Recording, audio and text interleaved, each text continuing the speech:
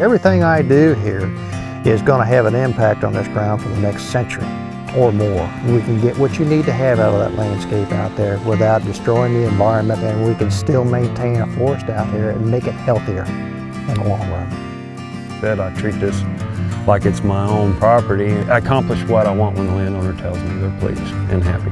And that was part of the Master Logger program, is develop awareness that there are good loggers out there.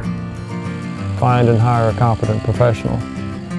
If you do that, not only will you be more satisfied with the long-term impact on your land, but you may well receive as much or more financial return than if you didn't hire the professional forester. Now, we're about to find out.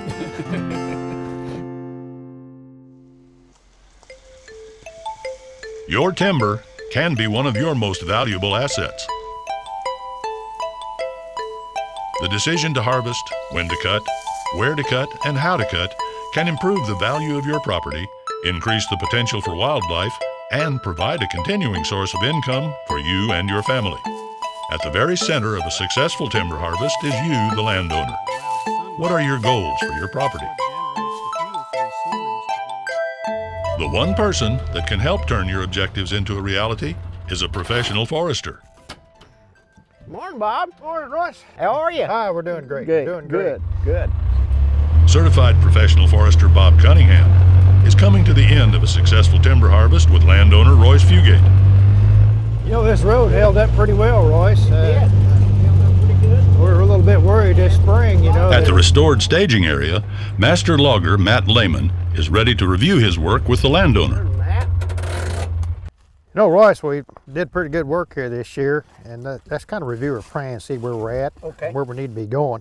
The next morning, Every professionally managed timber harvest is guided by a written plan. Informed by the landowner's interests, it becomes a comprehensive guide to the nature of the forest, the tree species and density, wildlife concerns, streamside management issues, soil types, and soil conservation. The written management plan not only communicates the owner's wishes to everyone working in the forest, it also serves as a blueprint for the timber harvest operation. The placement of skid trails, log landings, and forest roads are all spelled out in the management plan. This comprehensive document is the result of careful surveys and observations. And the first step is boots on the ground.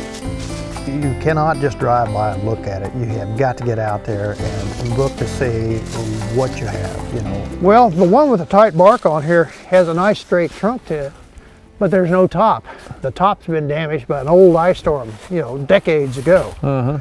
There's a lot of things that need to be measured and assessed out there, and to do so, you have to go through and take a number of sample plots and kind of use these plots to project what the whole area looks like. Okay, and everything I do out here in this landscape, it's going to be around for the next century or more. Right. That's come in here and that's cut out the stuff that's diseased or stuff that's mature, over mature, it's going downhill, and let's leave a better stand of trees in its place. That would be, I think, a pretty good legacy to leave for your family and for the future, to say that whatever land that you owned or were entrusted with managing in your lifetime, that you left it better than you found it. The initial survey creates more questions than it answers. How many trees should be harvested? What species? And importantly, what is the potential value of the timber? These questions are answered in a way they always have been, with a stout hand axe and a can of blue paint. 837, 24, 2. Trees are checked for soundness with a small axe or hammer. They are marked in two places, at chest height to indicate what trees are to be cut, and at the base to ensure that only marked trees have been cut. The base paint remains visible on the stump after the harvest. 837, 20, and 1. We'll call out numbers. We have a species code that goes in our computer, and 837 is a black oak, and 835 is a post oak, you know, for example. The next number we call out is the diameter at breast height in inches. The last number is the number of 8-foot log. Okay, this one is an 837. It's a black oak. It's 14 inches in diameter, and it has two marchable 8-foot sticks of wood in it. 837, 14, 2. In addition to selecting and inventorying timber to be harvested, special features such as den trees are noted for the coming loggers. After marking the timber and a little computer wizardry, your consulting forester will be able to give you an approximate estimate in board feet of the timber you are offering for sale. 837, 81 twice. But inventorying the timber is just the beginning of a successful harvest. The layout of the site, the roads, the log landings, and skid trails are all essential to prevent erosion. And stream bank exclusion zones are delineated to ensure minimal damage to our water resources. We're at the end of our skid trail, so if we don't want him going down the hill any further, the way that we're going to convey that is we're actually going to tie 2 flags with the knots facing him. He knows that's the end of his skid trail. You know, that way he doesn't go down into our buffer that we have along the stream down the hill. What he could do, Jason Jensen, a forester with the Missouri Department of Conservation, explains to department personnel that there is a lot more to a successful timber sale than numbers of board feet. And we're expecting much more out of our loggers today than we ever have, but we've realized that we need to play a role in that. How we mark the trees, how we lay out the sale plays a big role in that as well. There's actually very little opportunity for erosion to occur from a timber sale if it's handled properly. Now there's 5 focus areas that if we concentrate on those 5 areas, we can eliminate any possibility of erosion occurring from a timber sale. One of the first ones is the road system, you know, where are the roads located? Are the roads on top of the ridge or in the creek bottom? Another one of the criteria is the landings. You know, obviously the landing is an area that has to be cleared where trucks come in, they load logs, it receives a lot of traffic, there's bare soil that's there. Another one is the skid trails, making sure that the skid trails are in the right place so that they can be properly water barred after the sale is completed. Another is the streamside management zones, and those are areas adjacent to streams where we want to take extra precautions just to make sure that we maintain leaf litter, we don't create bare soil, you know, we keep our roads, our landings, our skid trails out of that zone. And then the final one is any stream crossings. You know, the best thing is to eliminate stream crossings if at all possible. If they are necessary, you know, make sure that you're crossing it in the best place possible. You know, I see a lot of satisfaction in working with private landowners. Every landowner is different. The reasons that they own their property are all different. And when we develop a management plan to assist the landowner, it's done specifically to meet those needs. A management plan is like a roadmap. You know, the destination is the landowner's goals. So the best thing that they can do is contact a forester, whether that's a forester from the Department of Conservation or a private consulting forester. Either can provide them service, provide them assistance with their timber sale. They can actually come out, mark the trees to be harvested, estimate the volume and the value of those trees, develop a timber sale contract. The contract is designed to protect both parties. It's designed to protect the landowner and it's designed to protect the logger.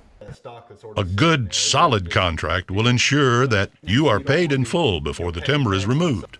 Your forest, soil, and water resources are protected. The harvest area is left in good condition. There are no assumptions as to the method of harvest. And finally, that you will be satisfied with the outcome of the sale. 837, 26, 3. 837. With your timber inventoried and marked by a professional forester and a solid contract in hand, you are ready to select a logger. This is the most critical step in managing your timber sale. The outcome of this decision will be present on the landscape for generations. It's important to get it right. Fortunately, there are 2 programs in place that can help guide you in your selection: the Professional Timber Harvester Training and the Master Logger Program. So your aim was just only slightly off by maybe out there 2 feet here, a 1/4 inch. So you did real well. Good cut. Professional timber harvester training has been going on here in Missouri since 1997, and we've seen a dramatic improvement in the skill and the knowledge level of our loggers as a direct result of that. It's a 5-day class. It's just a proactive approach at providing loggers that information to be more professional, to allow them to do a better job out here in the woods.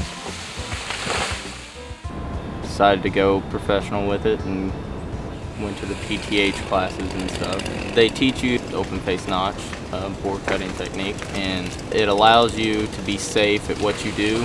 I know it's more than just going out there and cutting trees and finding the next mill around. I mean, if you're wanting to get professional and serious, you need to look into more markets. We do also have a Master Logger certification program here in Missouri, and that is actually a third-party verified certification system. But it's for loggers that have really taken that additional step. They've taken another step. They're willing to say that, verifiers can come out on my timber sales and verify that I'm doing exceptional work. So if I'm a landowner and I'm considering a variety of loggers to harvest my timber sale, I would seriously consider hiring a master logger to do that work. Back on Royce Fugate's timber sale, the benefits of work with a master logger are apparent. This is Royce's property, and the plan was done to reach his goal, and he was very particular about who he wanted in here to cut this land. He says, I want somebody I can be assured they will take care of this property and leave the timber in better shape when they're done than when they started and everything else. So it was his choice to choose Matt to log this particular piece of property. I like what I see, and of course Bob has seen a lot of it, as well as the guy that done the inspections during the cutting, and he said he'd never seen a job as good as this one. When I became a master logger, it's just because I care about what I do, take pride in what I do, and I want to treat the land as it was mine, and I just want to excel at my profession. So with some thought, I decided I would, and I became a master logger. Just absolutely do it with professional. Get Bob involved, and then he works a plan up, and then they hire a master logger. There's just nothing else should even be considered. By using a professional forester and hiring trained and reputable loggers, you will ensure that the outcome of your timber sale will not only be beneficial financially, but the integrity of your woodlands will endure for generations to come. Take an active role in the management of your forest lands. The results will be appreciated far into the future.